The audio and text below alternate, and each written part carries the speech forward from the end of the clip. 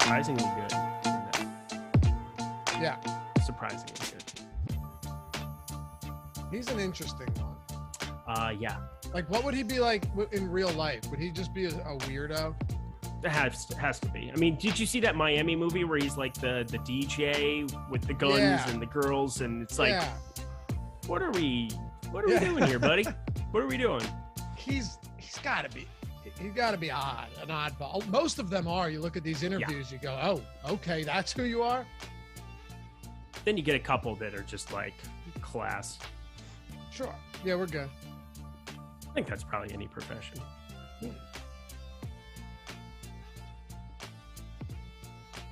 And it's always shocking, too, to see the ones that are like Australian, but you had no idea because they've always played American. Oh, yeah, totally. It's taking over. Going on, everybody? Welcome to that's a great conversation for Matt to get into. Big movie buff, loves his TV shows. He hasn't moved. His face hasn't moved for 10 minutes. He's grinding the tape before we go live. It's awesome. What's up, guys? This is the Awesemo.com NFL strategy show, ownership edition. Diving right into it, presented by PrizePicks. They got a really special offer going on. I didn't even know nobody told me about this until I started getting DMs. So good thing I haven't had PrizePicks sponsored shows recently. We'll get into that later. Anyway, I'm Dave Loughran at Laffy_D, breaking it all down today. LOUGHY_D for all of you podcast listeners. Along with me, as always, Matt Gajeski at Matt_Gajeski. I'll do the same for him. GAJEWSKI, and Eric Lindquist. That's a relatively easy one, at Eric Lindquist. What's up, brother? What's going on, my guys? I just want to know Matt's take on Rotten Tomatoes before we go live. I think it's very important that Matt lets us know exactly which films he believes are getting completely pulled down because of Rotten Tomato scores. Critic reviews, yeah. Yeah, here's the thing, guys. You two all in your analytics looking at these reviews. I'm more of a gut guy. Look at the picture on the movie, look at the title, and then I'm going to decide if I want to watch it or not. I'm not looking at these reviews or not. Just going by the gut.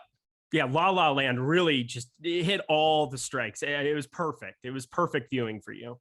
You know, I look back to that day where I watched that movie by myself, and I have no idea what made me pick that movie out of all of them. Just on a whim, decided to watch that by myself. And it's probably one of two movies I've seen in the last couple of years. Eric, you were on your honeymoon when Matt and I had a conversation about food and I was telling him about Wawa and everything and the gobbler and he's like, so dude, good. I love gas station food. Quick Trip is my favorite restaurant. You couldn't even do Casey's breakfast pizza or something? No, like something actually respectable? Quick Trip hot dogs. Doesn't watch movies. Matt, in all seriousness, is La La Land the last movie? You're a fascinating guy. I'm interested in the way you live your life. Is La La Land the last movie you've seen? Yeah, absolutely. Like 100%. 100%. What about the last show you've watched? What's that like? It's on Amazon Prime. It has the dude from The Office in it. Which one? It's Jim. It's like a CIA movie. The action type movie. John Reacher, not Reacher, but something like Jack. Oh yeah, Reacher. Jack Reacher. Yeah, the one where he's like the Jack CIA Reacher was agent. Tom Cruise actually, but you know what I'm talking about. Yeah, it's the dude from The Office playing like a CIA agent. Yeah. I know exactly what you're talking about, but Jack Reacher I think was the Tom Cruise one. This was Eric's gonna pull Tom Clancy, Jack Ryan. I was close. Okay, I had the name right. I had a name that started with a J. So okay, that's the last one. Gotcha. What's your daily routine? Like when you're not working, if you have a day off and you're not hanging with friends or something, or you're not going to the gym, what do you do? You name most of the things I do. Right, but if you're not, will you just sit in silence? No, like my day-to-day is I usually get up really early in the morning, work. I love tuna. Work for a bit. Like even on my days off, like in the summer, and like right now I don't have days off because college basketball's every single day. But like in the summer, I'll usually like go look at the transfer portal, like do things like that. Then I do go to the gym every day on my days off, and then I will read a little bit. Wow, this is an enthralling conversation. What do you read? Yeah, what do you read? Lavi, you and I were talking last year about starting a book club. I know. All kinds of stuff. Finally got around to reading this. Let me tell you something. This is a long ass book right here. Dostoevsky. Mm-hmm. I want to be smart and be Are like, you reading yeah, Crime and Punishment? Yeah. I read that book. It's a long book, man. It's a good book. Good, but long. And it's translated from Russian, so it's good. It's pretty brutal. It's kind of a dark book. Oh, it's really dark. Yeah. Really dark. But anyway, we should start the book club. We should kick that back into action. Get some of these guys involved too. I'm here for it. We need to broaden our horizons here at Awesemo. Absolutely. I feel productive when I read. I like to do outside stuff. I go outside every single day, no matter what. Even if it's like 0 degrees? Yeah. That's why I bring on my winter jacket. You need a dog, man. Yeah. Dude, I live in a studio. Okay. That's okay. Get a Great Dane. My neighbor has a Great Dane. No joke. No joke. Great Danes are like the best small apartment dogs. I'm not even making that up. They're like the laziest dogs in the world. Yeah, my neighbor has one. They just don't live long. Anyway. Oh, yeah? Like in the studio, like another studio? Yeah. Apartment? Okay. So it'll work. Get one, man. They're great people. All right, let's jump into this. Anyway, Eric, Matt, 11 game slate. I feel pretty confident, Eric, saying this slate is a lot different than ones we've seen recently, where you just have an insane amount of middle tier players, especially at running back, that just open everything up. I'm not saying you don't have this week, but like you don't have the Jonathan Taylor up top. You don't have the 90-100 Cooper Kupp. You do have Kansas City back. I don't think Kansas City's played a main slate in like 5 weeks. So it throws a wrench into the works. And we also don't have a ton of pending injuries that are of like huge name players that we actually expect to sit. Yeah, it's going to be a fascinating slate, mainly because before it was pretty easy to pay up to get nice things. Well, now there aren't even necessarily nice things to pay up for. I mean, you get up to the top of the running back position, you don't have Jonathan Taylor. You get to the top of the wide receiver position, you don't have Cooper Kupp. Yes, we have Tyreek Hill and Travis Kelce, but we all know the unpredictability that's existed with them here so far this season. I think it's going to be a decent enough spot so long as you get Ekler good to go here, 8,300 for him on the top end of the running back board. For wide receiver at the top end of the board there as well, Tyreek Hill and Stephon Diggs. I mean, completely different situation for Buffalo coming off of one of the crazier football games we'll probably ever see in our lifetimes. Then Travis Kelce at the top end of the tight end board. George Kittle coming off of a massive outing. I mean, there aren't as many premium things that have just been locks as what we've had in weeks past. So I think it makes it a very open tournament slate here. As you said, not a ton of like mid-range where you're going to see 85, 90% plus of the snaps unless injury news breaks a certain way. So I'm with you. I think this is going to be a really, really fun one. I'm looking forward to it. And I think there are going to be some great ways to get different, Matt. And I know we say that a lot, but in a case like this, it feels like, because we have our top stacks updated, we have our ownership updated, and there are a couple teams right now that might not have highly appealing matchups, but are just elite offenses that are going almost entirely overlooked. Yeah, I think you're right. And I mean, last week was really weird. Just to kind of circle this back for a second, I want to use this as a reference for this week. Last week, we had a ton of players that came in with really heavy ownership, like Michelle, Jamal Williams, a few others, but you could still play a lot of stacks and not take a lot of ownership there. Like the Tom Brady stacks came in relatively owned, but there were other spots people wanted to get to with like Herbert and Stafford and some of the other stacks last week. This week, I think it might be even more spread than that. So from an ownership perspective, I think you can just at first glance play some of these stacks because we don't have the clear stars and scrubs build. We don't have the Cups at the top, and we also don't have the Sony Michels at the bottom. At least at this point in the week, you never know how the week is going to shake out with injuries. It seems like every week there's one that pops up. But right now, I think you can play a lot of these stacks and at least hope that the ownership's not going to be condensed. Go Blue says, Laffy, while you're on the AP literary high school curriculum, have you read Catcher in the Rye? I haven't read any books that were assigned in high school. I don't think I've read a single one. What's the one with the big fish? Oh, Moby Dick. Never read that. I don't think I've read any of them. I read a ton of Charles Dickens. That was the one guy that I got into because it was, I don't know, it was pretty easy to watch, like Tale of Two Cities, Oliver Twist. I thought it was a pretty I thought they were always like very interesting stories that actually kind of like applied to being dudes out on a boat stabbing a whale. Like Crime and Punishment. It's a pretty brutal. Like I can't even remember all of the ins and outs of it. You could remind me, but Moby Dick, just not exactly the most kid-friendly tale that I've ever read in my life. Yeah. No Mice and Men. Yeah, that's garbage. Absolute trash. What? Mice of Men. No Mice of Men. Mice of Men. Yeah. I don't know, man. I dropped out in the 7th grade. So is that true?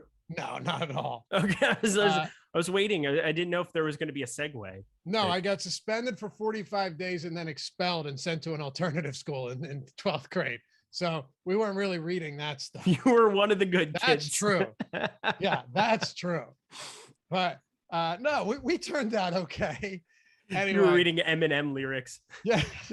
that was your high brain thinking. Dude, I'm not the smartest guy, but I'm also not like dumb level class either. No, so I was in there. What?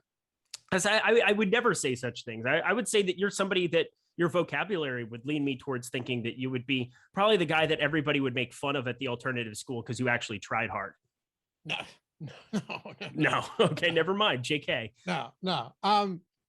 No, I know how to put on a facade, but anyway, what I'm saying exactly.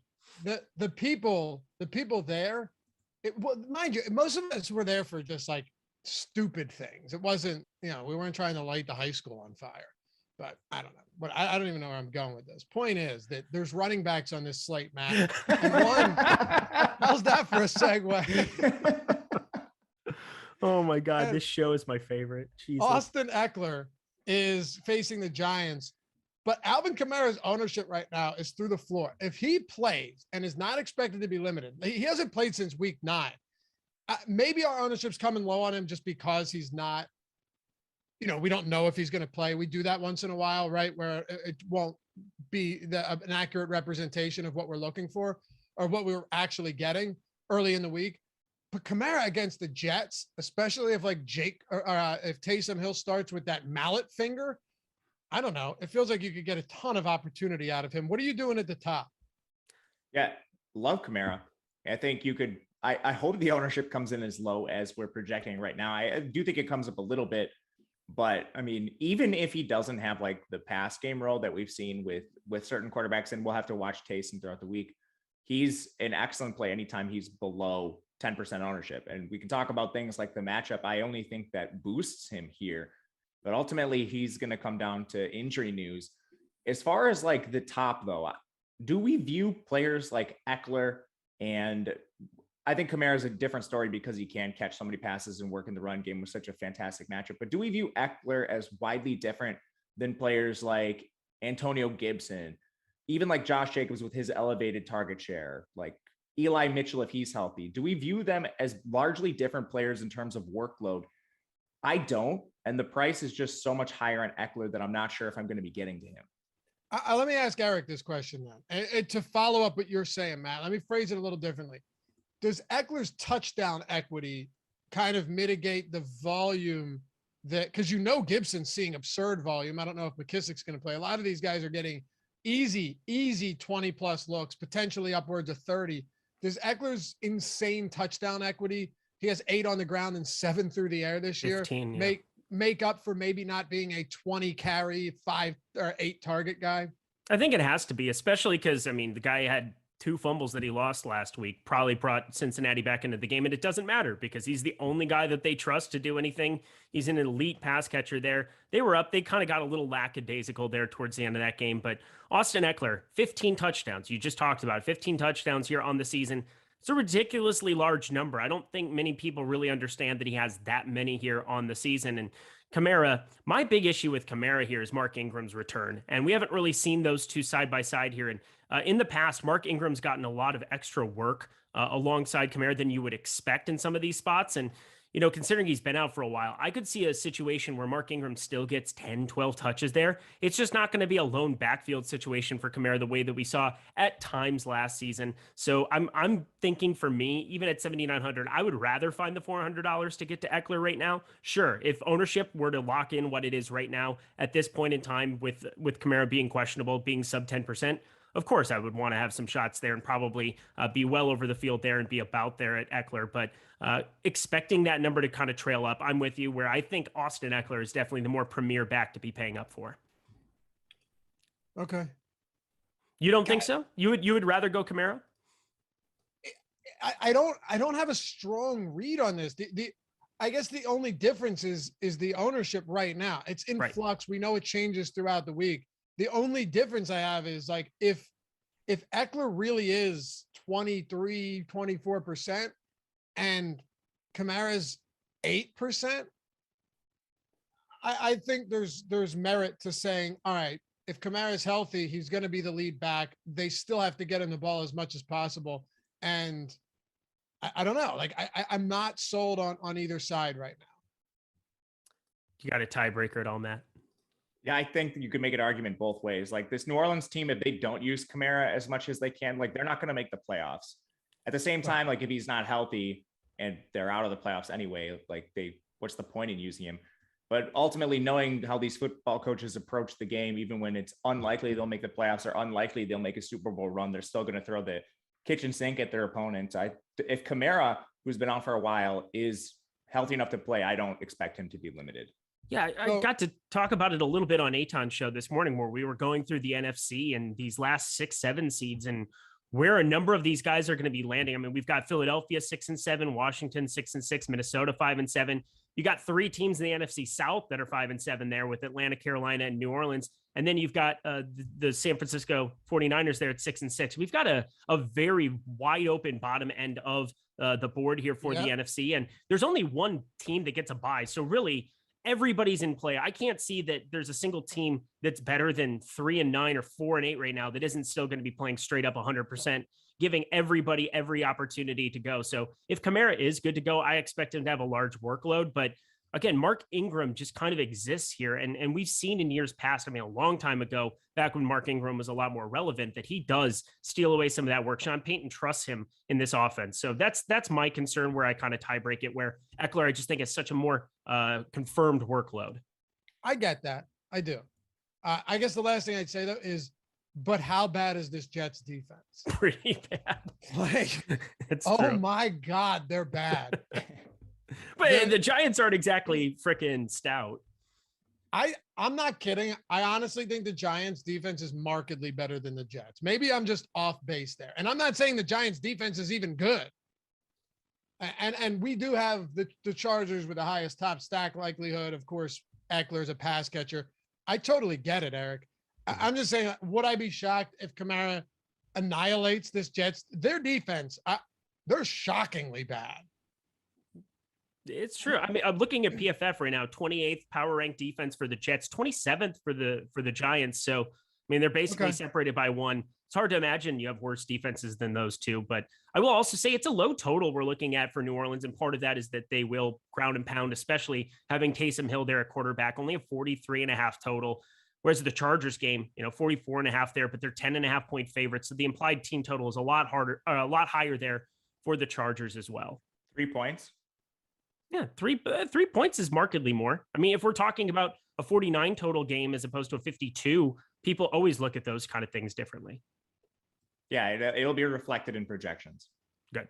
Well, there you go. That's the Matt Gajewski like stock answer. It'll be reflected in projections. Hey, Matt told me that's how the implied team totals are directly how the touchdowns are distributed in projections. No, but I'm just saying, then you're going to give Ekler more, right?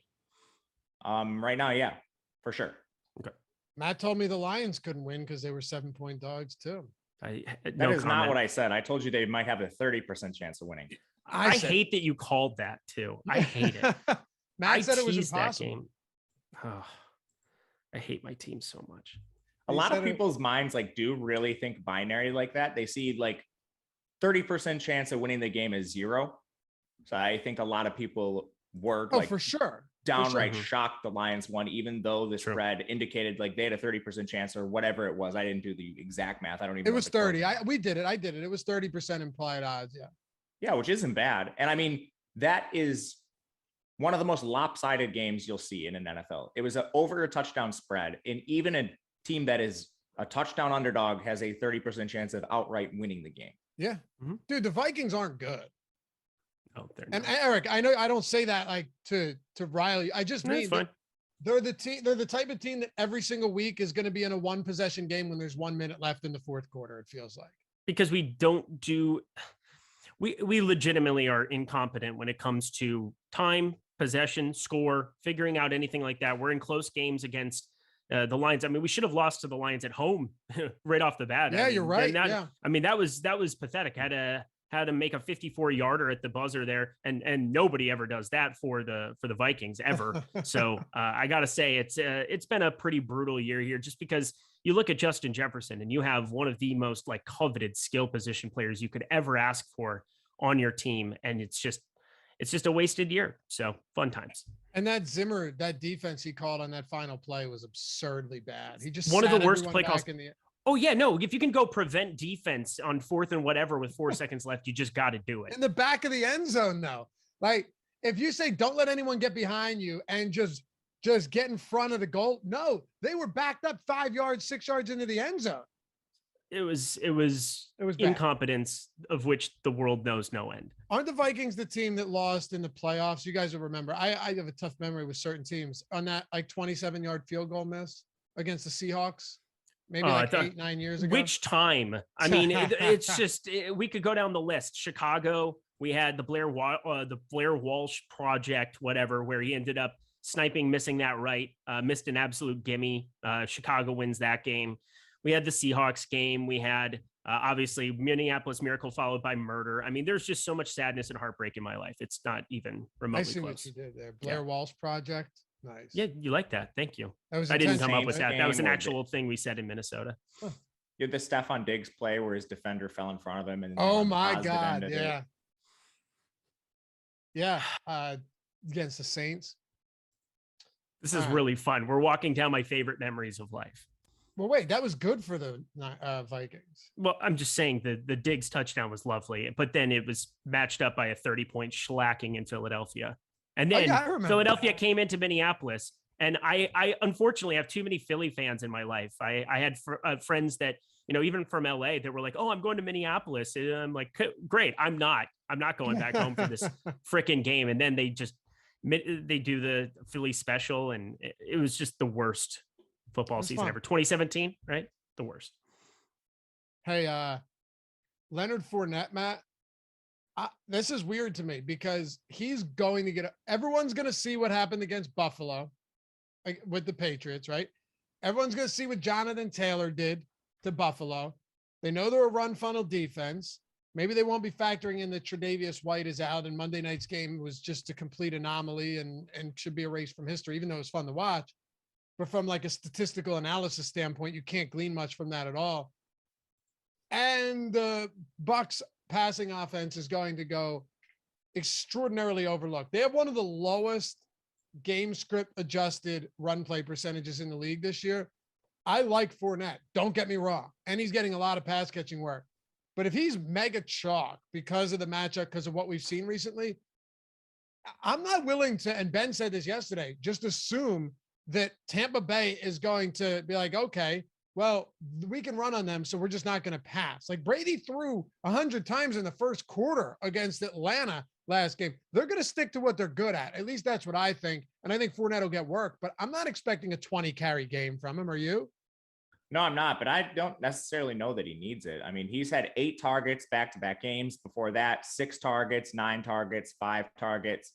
Like they didn't have Ronald Jones last week, and they still did not use Giovanni Bernard at all. It is Leonard Fournette, 100% of the snaps, all of the running back touches, and it's not close. And I like to parallel him with a guy like Austin Eckler because the workload's not markedly different. You guys talked about a lot of touchdowns for Ekler. We know touchdowns are the most volatile, like fantasy scoring, like indicator, more volatile than receptions, than yardage, things like that. And you have a player in Ekler who's run really hot with touchdowns. And Fournette, I think you can say the exact opposite. Recently, that's regressed a little bit, especially the 3-touchdown game he had last week. But Tampa Bay scores more points than any other team in the NFL. They're now in the premier shootout of the week. There's a really high scoring expectation for Leonard Fournette. And right now, he's less owned than Ekler. He's at a cheaper price. I would rather play Fournette straight up than Ekler. Okay. Woo. Okay. Eric got some expression going on over there. By the way, I'm not saying I don't like Fournette. I'm saying if the passing game for Tampa Bay goes widely overlooked, that is a spot with Tom Brady that I will put some faith in. That's all I'm saying. Go ahead. For sure. If Tom Brady is the under-owned piece in the game, then that's where you go. Like, this is all going to be dependent on ownership. And it's not just the individual Ekler versus Fournette ownership. There's a lot more pieces moving here. The Tom Brady stack, like if Tom Brady is the under-owned stack of the week, certainly you might come in a little under-owned on Fournette. I was trying to treat those two in a vacuum versus. We have Brady at 2%. Go ahead. Yeah, that's egregious. Yeah. So I'm looking right now at the top stack percentage. Have you guys both looked at that already? Yes. Yeah. Okay. So were you shocked by Tampa Bay being right around 5.3 coming off of weeks where they've been 15, 20%? Yes. We got to reverse engineer it a little bit. I think is probably the right way of looking at it. And for me, whenever I look at projections, especially from a tournament angle, I ask myself why. Like, why did so many factors change from last week leading into this week? And, it was a 4 tutties, I believe is what Rob Gronkowski said about Leonard Fournette there in that Indianapolis game where it was just bonkers how good he was. But to say that you want him straight up over Austin Ekler, I don't think it's insane, but I got to be thinking that the top stack dropped for Tampa Bay simply because what we saw up against Buffalo just being inept, even knowing a running play is coming every single time they're up against New England. So I do think Leonard Fournette is interesting for tournaments, but God, I just don't expect him to be performing at this rate here going forward when Tom Brady is obviously the key cornerstone piece on offense that they're going to be relying on. Chris Godwin, Mike Evans, all the amazing skill catchers, getting Rob Gronkowski back in the mix. That definitely regresses Leonard Fournette's touchdown expectation for sure. And now you're paying $7,400. You're literally paying the absolute highest price of the season for him in this spot. I find all of those factors together and then his 18.5% ownership to be things that I'd probably be shying away from. And, Austin Ekler, I mean, he's just projected for almost 8 raw points more than Leonard Fournette in this spot. For me, that comes down to volume, opportunity. And, it really just comes down to what that game script is projected to be as 10.5-point favorites. So I get that you like Leonard Fournette, but I think if the slate started right now, there's no way I'd get close in terms of rostership to having them the same. I'd be way higher on Ekler. Yeah, to be honest with you, I think the projection on Fournette's wrong because the volume's not different. Ekler doesn't have markedly more opportunity than Fournette, and he arguably has less opportunity in recent weeks. You have to remember, if you go on just based on Leonard Fournette's season-long stats, the beginning of the year, he was not the bell cow back he is now. No. So if you isolate the recent weeks, the opportunity is not different. The scoring expectation is maybe a little higher for Ekler because they run more in the red zone. The one thing I will say about this LA team is if Keenan Allen misses the game, I think that could help Eckler a lot.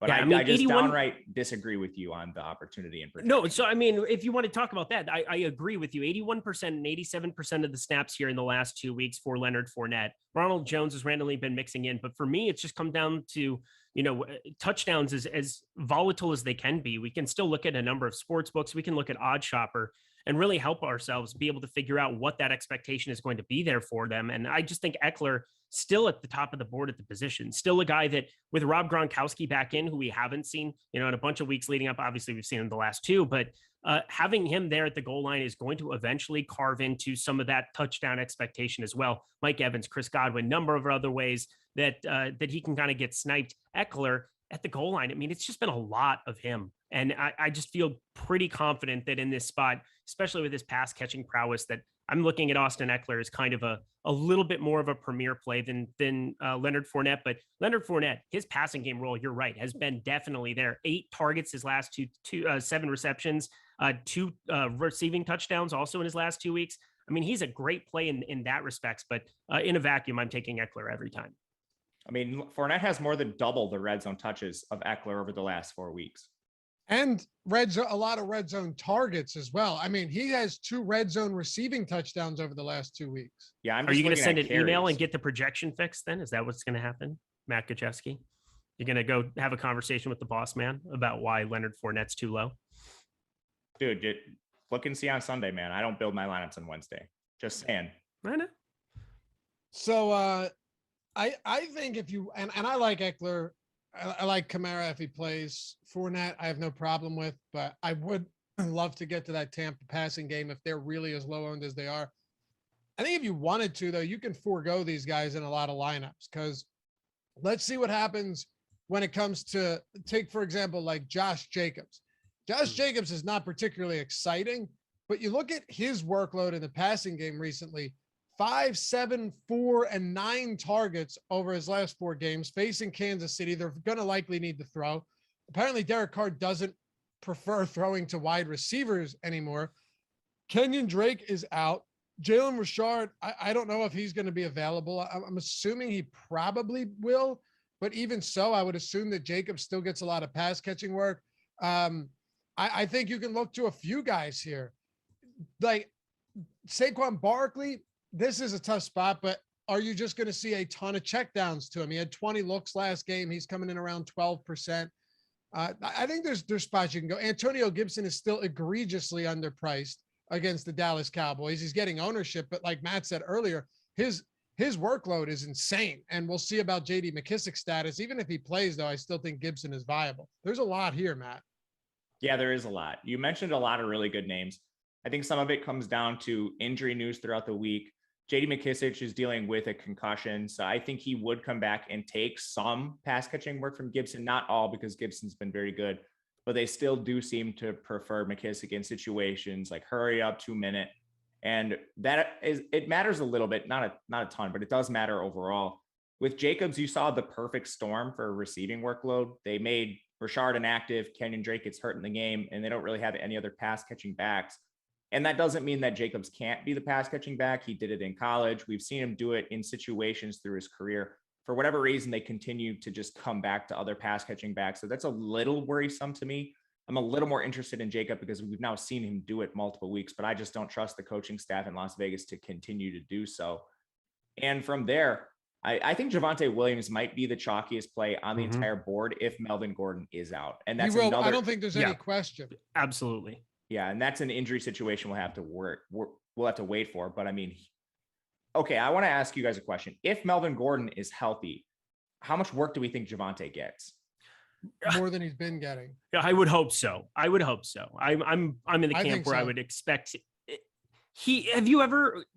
there are running backs, and I never like looking at running backs this way, but isn't he just good? Like he's just really, really special. Yeah. He's good. Yeah. So I would hope more. I would say he already was before that Melvin Gordon last game, before that game against Kansas City on Sunday night. Williams already played back-to-back games of season high and career high, but season high snaps. The workload, though, was still pretty split. I think what you would see if Melvin Gordon returns is maybe like a 60-40 to Javonte Williams. After the way he played last week, it's very difficult to believe that he's not rewarded for that. Maybe 65-35, but I think 60-40 would be the more conservative estimate. If they go back to a 50-50 split, it sucks. But if that drops his ownership a ton and they're still facing Detroit, I'm probably still willing to get there if Melvin Gordon's in, just under the assumption that what if we're right? And what if he does get more work? He is facing Detroit at home. They are big favorites, which is not usually the case for Denver. So I think this is a really interesting situation with a lot of implications based on Melvin Gordon's status. Yeah, and we're still projecting Melvin Gordon in right now, and he's still jumping to the top of the board. Somebody that is projected for a massive workload in this spot, 18 DraftKings points. I mean, that's basically top 3 at the position here. Top 4, you got Swift and Mixon, who we didn't talk about, but are both also intriguing. Just dart throw should they be able to go. I mean, they're both right around 11-15%. Joe Mixon, obviously a very disappointing game there against the Chargers. Terrible game script for him, getting down crazy early, but still saw 19 touches there. No really receiving volume whatsoever. And then DeAndre Swift, if he's going to be back here in the fray, we know the passing game volume he has.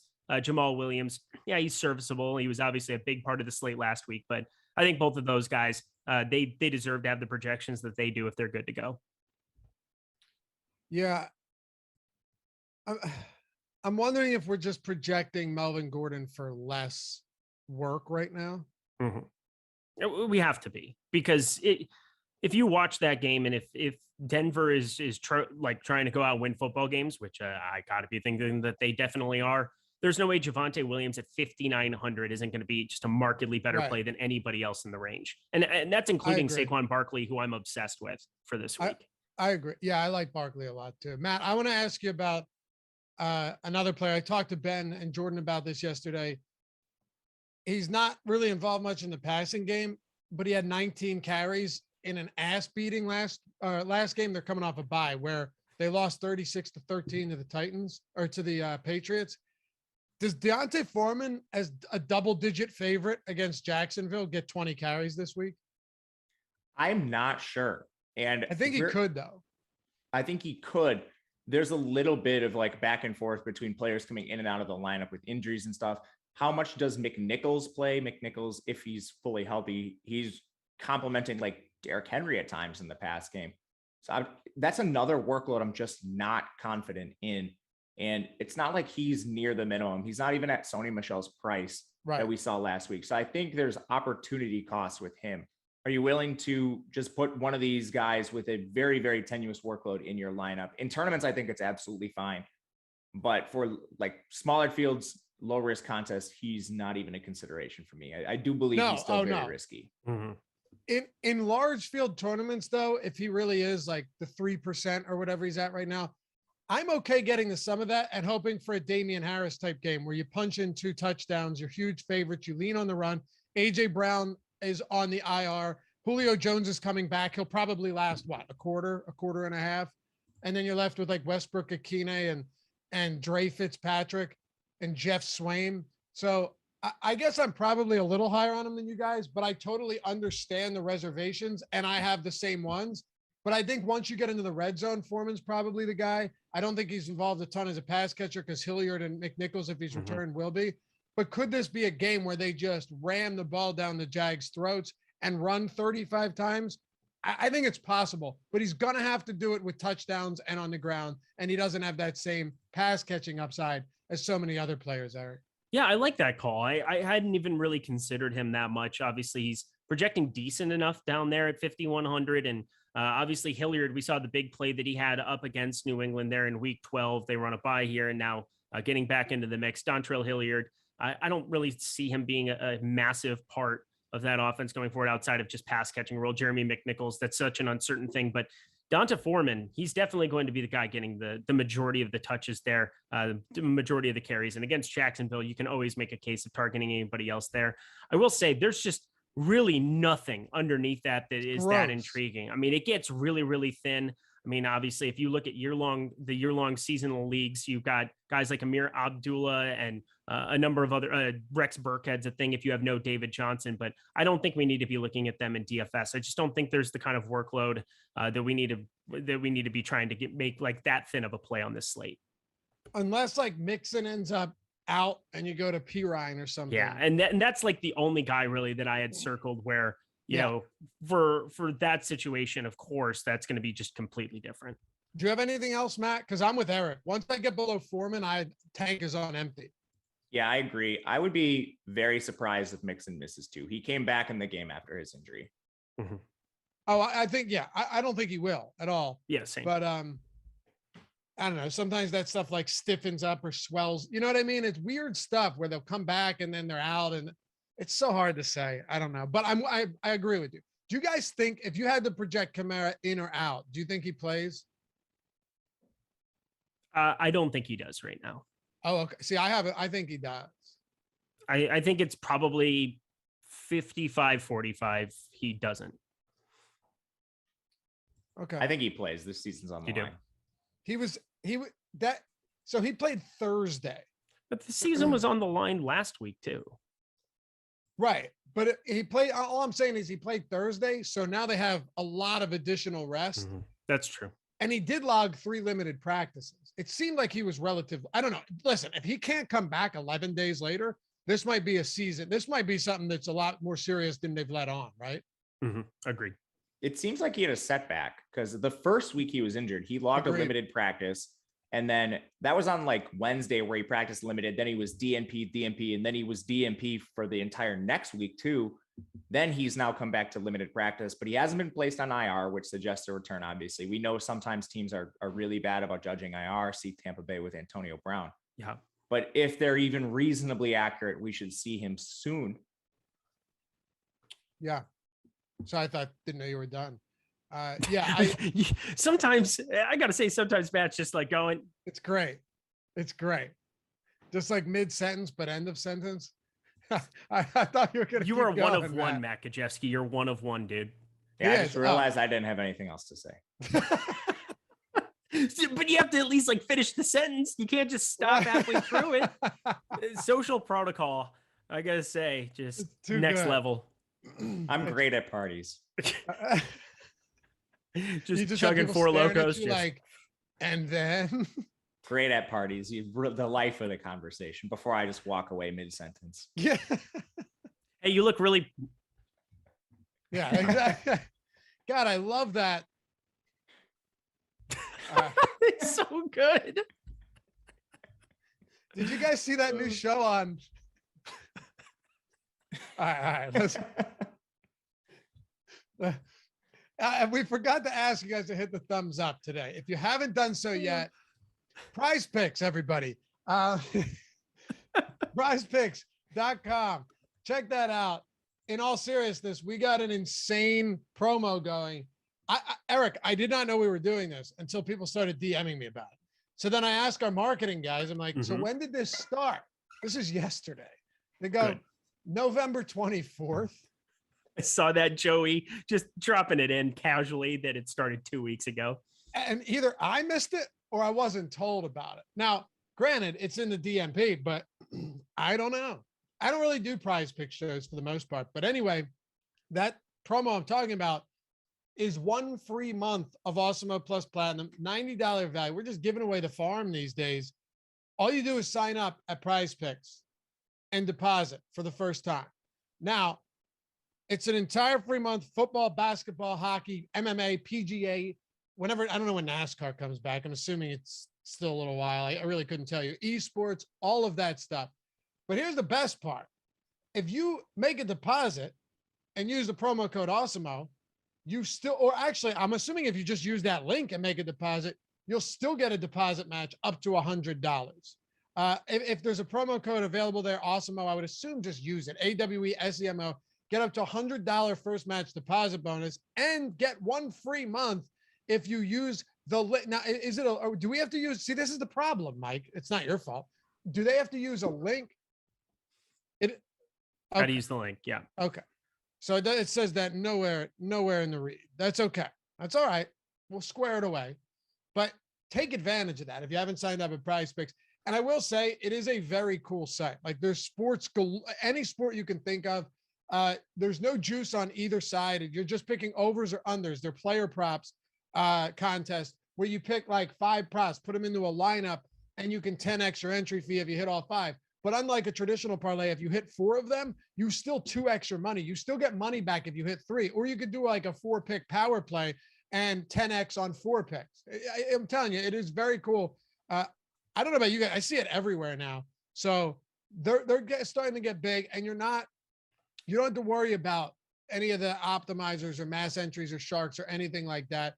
Just use the knowledge that you have for multiple sports for one sport. You can do single sport across 5. You can do cross sports, mix up basketball, football, whatever you want to do. And our free player props tool, and of course, oddshopper.com will help you get a significant edge. Use our projections. They're free for this, and use it to get that free month of Awesemo Plus. Use the link and get up to $100 as well when you sign up in the pod. I mean, you have to take advantage. You would be stupid not to, in all seriousness. And I say that nicely, because you guys are not stupid. Anyway, fellas, let's talk wide receivers. That's prizepicks.com or the App Store, Google Play Store, whatever you want. Check it out.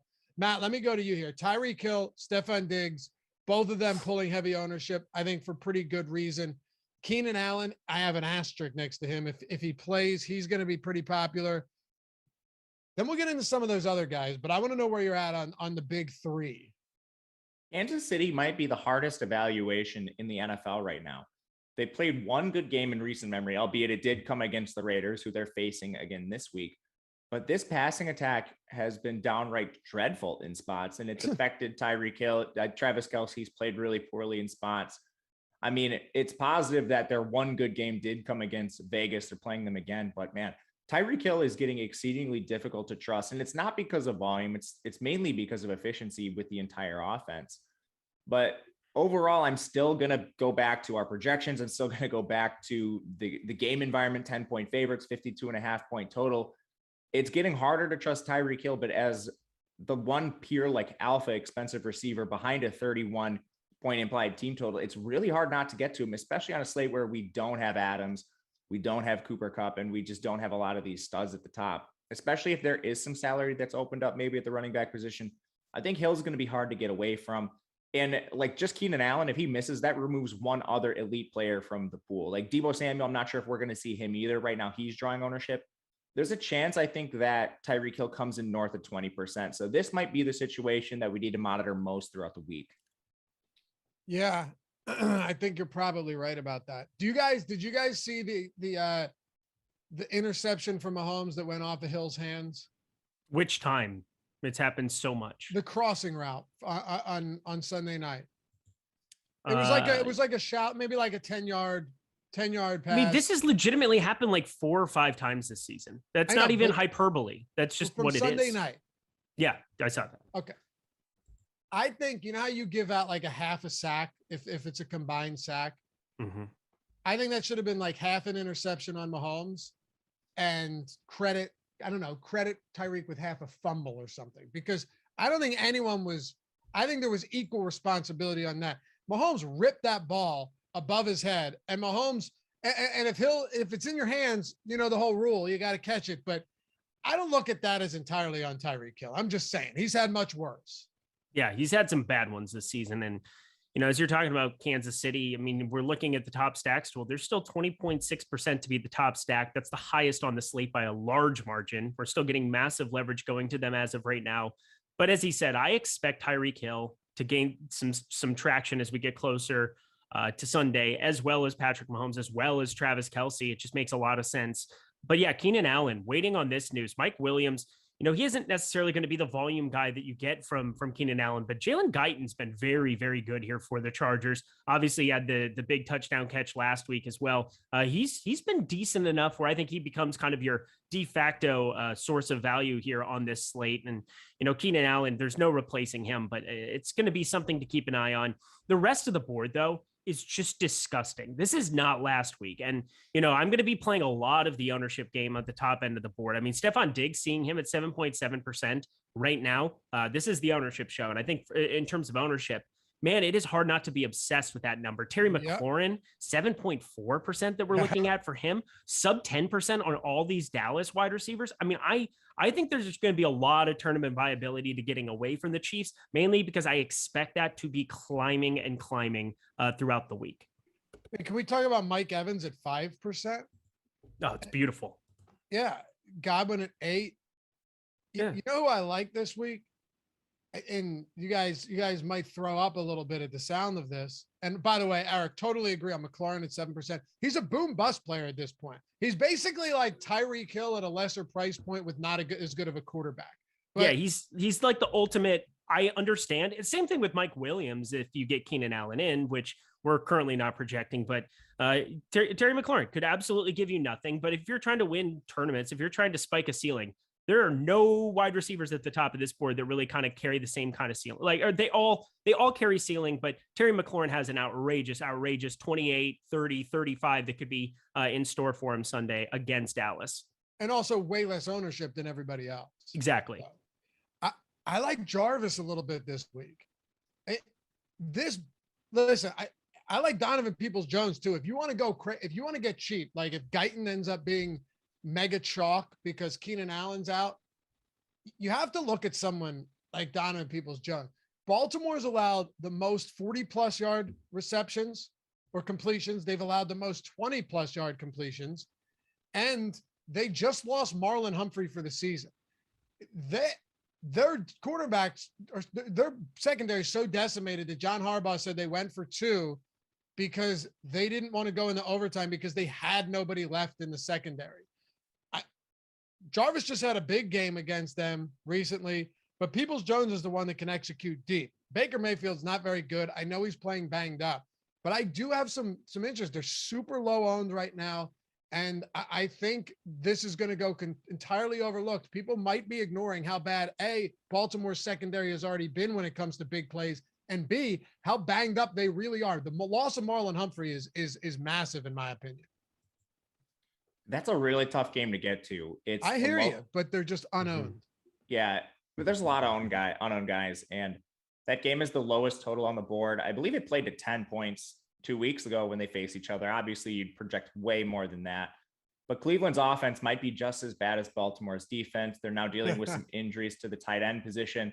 There's been reports that they're going to use Chubb and Kareem Hunt on the field together, which is obviously going to pull some of your pass catchers off and could possibly elevate their run rate even higher than it's been. And they are the favorite in this game with a team that already has one of the higher run rates in the NFL. At zero ownership, anything like less than 2%, I could see some flyers, but it's still pretty tough to get to. Fair enough. Yeah, Landry has a 27% target share since Beckham stopped playing. So I'm okay with it, but I can understand why you wouldn't want to get to this passing offense. You guys like any other? Or go ahead, Eric.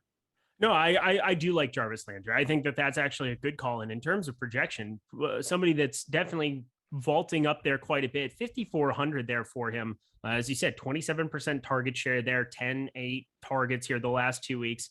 I think things are trending up for him in terms of what his expectations going to be going forward. But going into this mid-range, I mean, it is gross. Not only is the top of the board pretty gross, where, you know, even top wide receivers, Stephon Diggs, again, just is so clear cut for me. If the slate started now, that'd be somebody I wanted to go to. But this entire mid-range, we've got Hunter Renfrow now up to 6,100.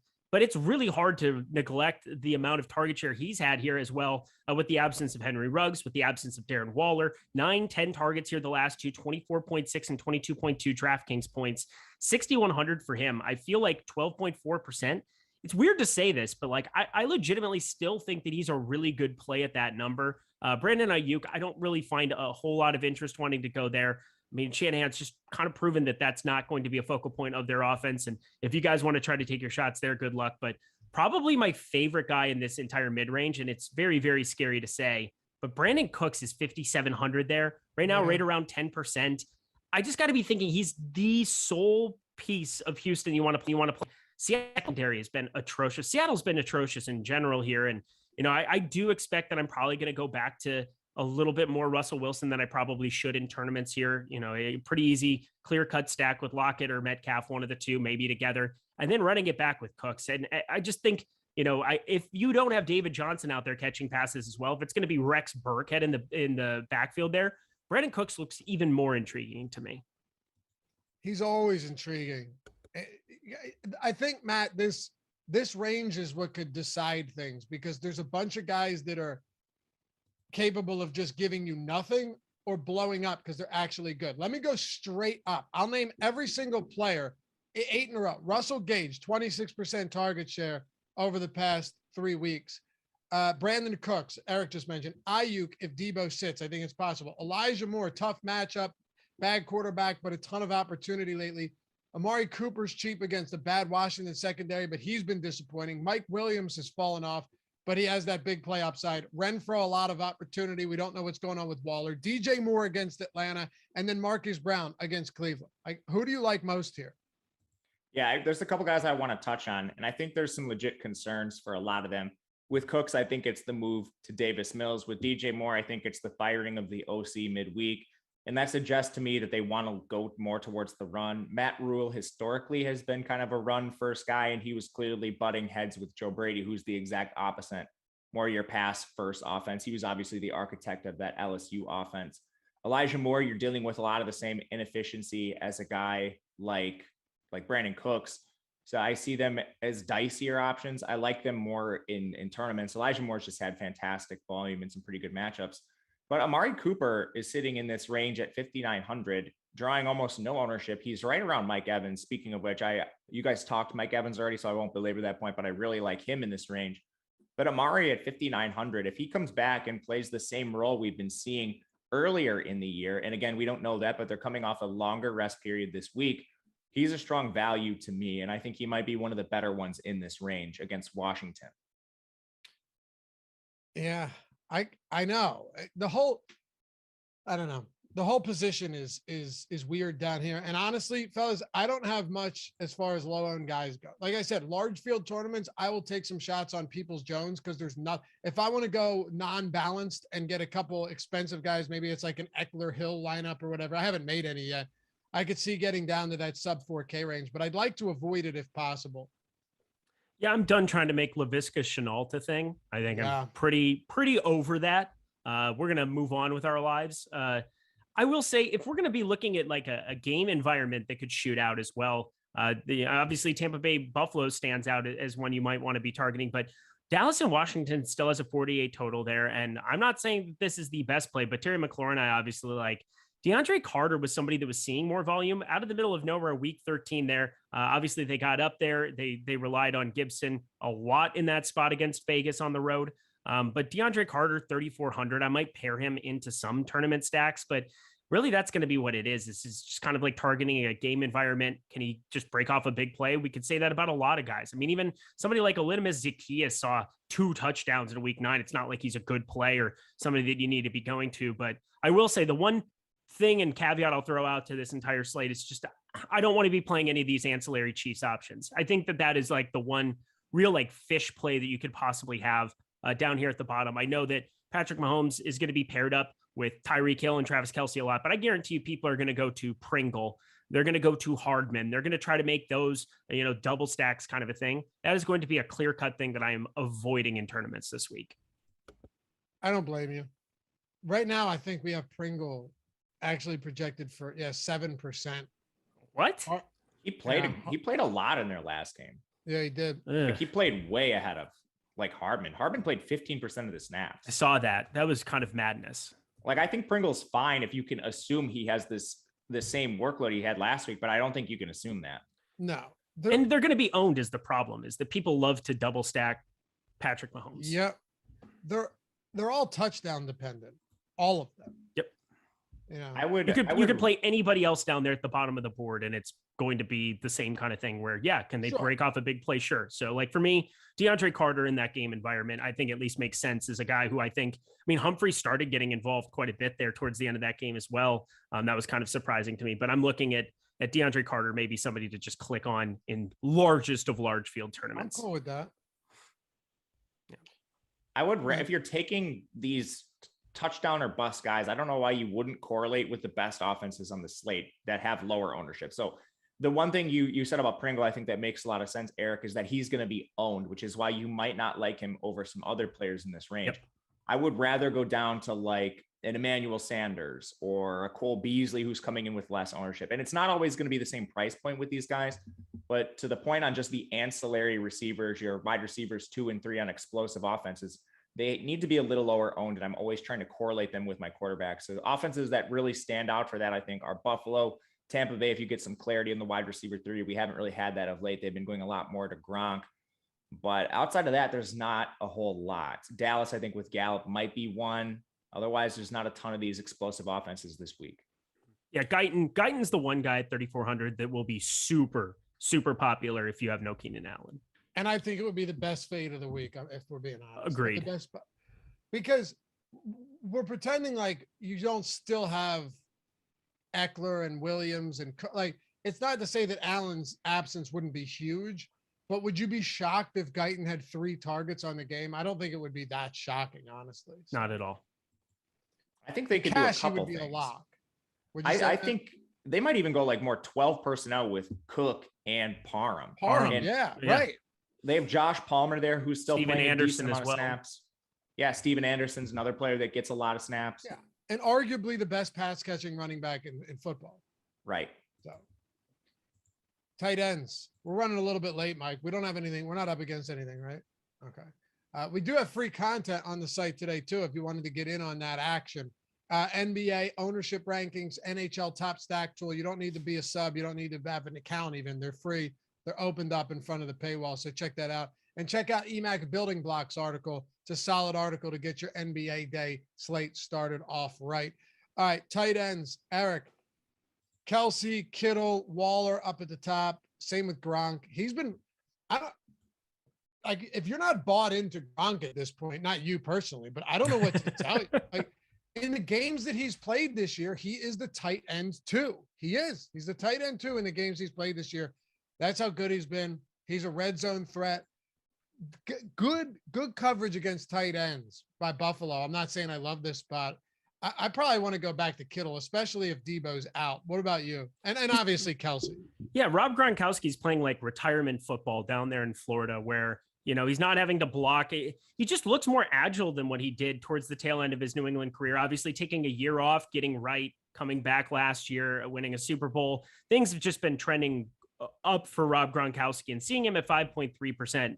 You're right. I mean, tight end 2 in the games he's played this entire season, coming off of 8, 10, and 8 targets now in the 3 weeks since his return. A lot of volume, had the 2 touchdown game there. And I think that that's going to get a little muted because of how insane of a game George Kittle had, even looking at Dallas Goedert in terms of like his tight end, just the score that he put up there comparably. So Rob Gronkowski definitely getting slept at, but it's still really hard not to love George Kittle. I mean, this guy is special. And if you're not going to have Deebo Samuel on the field, that's the kind of upside, that's the kind of volume that we can expect for George Kittle going forward. So I think seeing him sub 10%, I like that even more than Travis Kelce. I like seeing Rob Gronkowski at half the ownership of George Kittle, and I like that even more. I think it's a really fun slate to be paying up at tight end. And I don't think because the opportunity cost isn't as high where you're giving up so many elite running backs there. I thought last week it was pretty easy to pay up for tight end because everybody was pretty cheap relatively here. I think maybe that's going to be the route most people take here on this slate, but deservedly so. What about you, Matt? Yeah, I love Kittle. And I think there's a chance he's being under projected right now because we still do have Deebo Samuel in. George Kittle might have a raw higher projection than Kelsey at the end of the day. He's the clear wide receiver 1 when Deebo's not in the lineup. And Kelsey's always going to be competing with Tyreek Hill. The matchup against Cincinnati is neutral, I would say, for George Kittle. But again, he's just so involved that he still makes a lot of sense. And the overall game environment's pretty good. 48.5 points there. I agree entirely with you guys on Gronk. And honestly, I think part of the mentality of not playing Gronk for casuals is just he's a lot older at this point. We've seen him fail in recent years, but different situations. And people seem to keep chasing the shiny new object in Kyle Pitts, who's coming in right now with essentially the same ownership.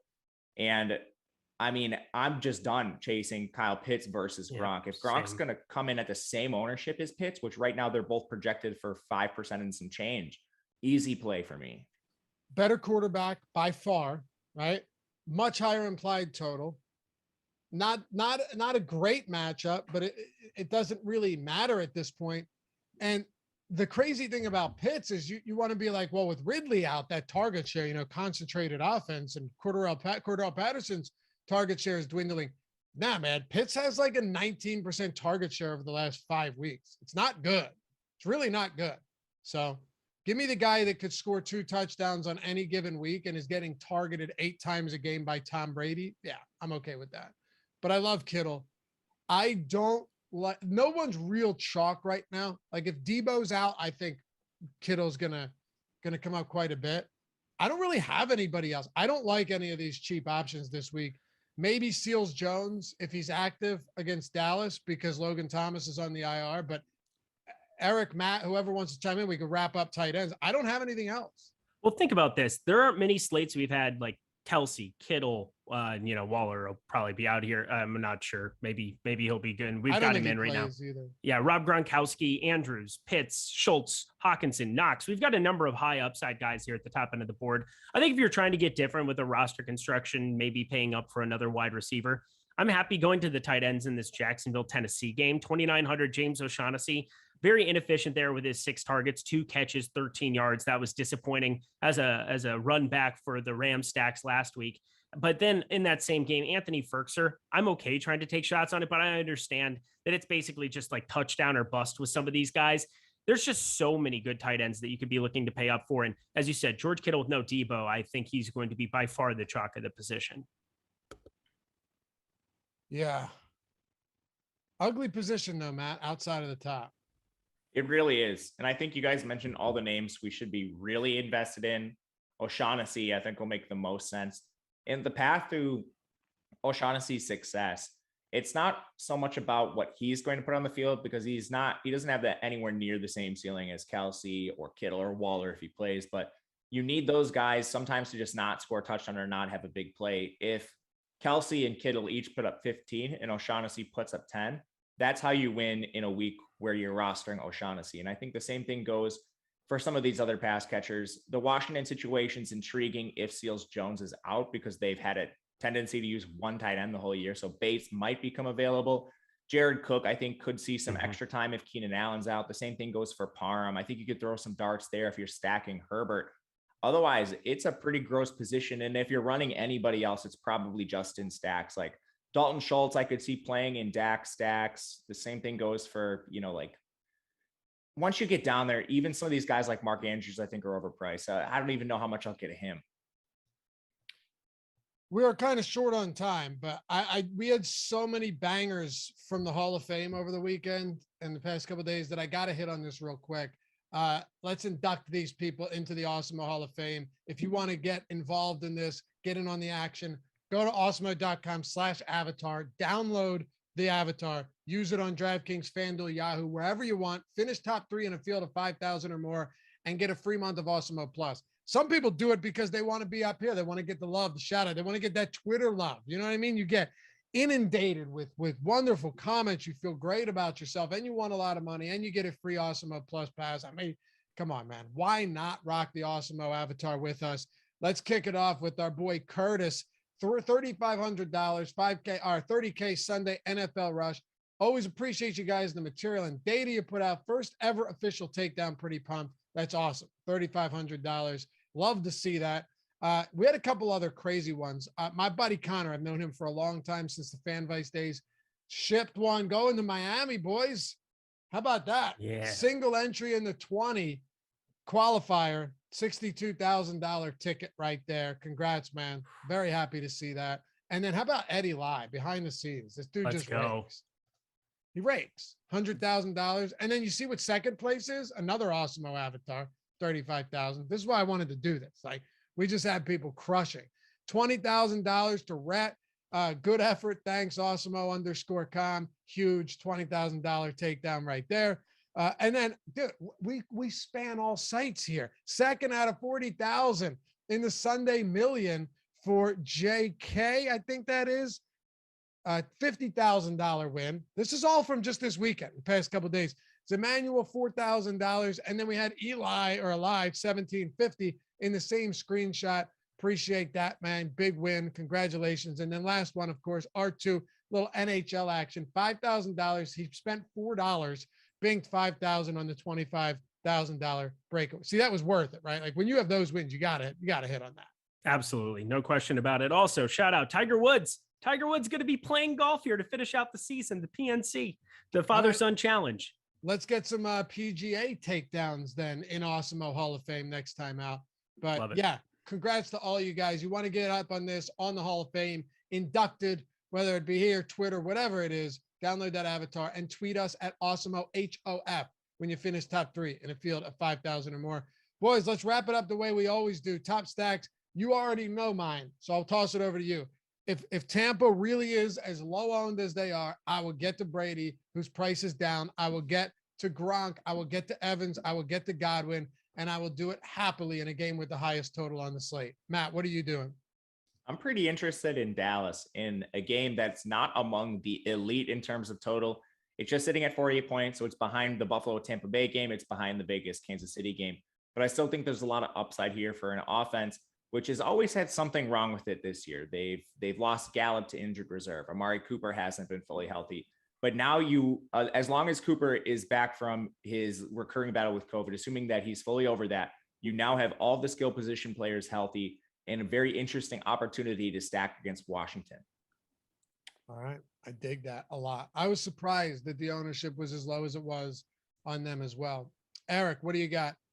I kind of alluded to it throughout the show, but I mean, it's a paltry, terrible 41.5 total here for this game. But Russell Wilson, look at these running backs that they have there. There's no question that Adrian Peterson, Rashad Penny, these guys are going to get way too many touches and whatever. But least seeing 37 pass attempts, even in a game that they were up. It was nice to see Russell Wilson finally kind of start to come back to life a little bit there the last 2 weeks. Even in that loss to Washington was serviceable here. I think it's very clear cut where you're stacking him. You're stacking him with Lockett. You're stacking him with Metcalf. You're running it back with Brandon Cooks. I think that entire game environment, looking at the top stacks tool, seeing some positive leverage there, 9.7% top stack potential on DraftKings there. That is the third highest on the board here right now. Pretty surprising considering that total, but I'm already going to be there. It's the most interesting and volatile stack of the week, in my opinion. Love that. Yeah, agreed. In 4 weeks since Wilson returned, he leads the league in deep attempts, which is crazy. Like Lockett has been targeted 11 times, 20 plus yards downfield, leads the league over that span. Metcalf third with 9. The problem is last week when Wilson went 30 for 37, his ADOT dropped 4 yards. So is this a spot where he's a little bit more conservative? But he still attempted 5 deep balls. So I'm cool with that. Like methodically move the ball downfield and then take your shots. Maybe that finger's getting better or the thumb or whatever it was. And you know how concentrated his offense is because Metcalf and Lockett make up like 53% of the team target share. I like that, Eric. It could go horribly, but it could also be huge. Yeah, it's a very volatile spot, but these are tournaments. He's going to be around 5%. He's been under-owned, I think, for what his ceiling has been historically throughout the years. So I'm happy to go back to it. All right, boys, let's get out of here. Follow Matt at Matt_Gajeski, Eric at Eric Lindquist. We started late. We started because NBA strategy show went. So it's not actually that late. Me at Laffy_D. Shout out to Mike Lawrence for producing the show. Hit that thumbs up one more time before you go.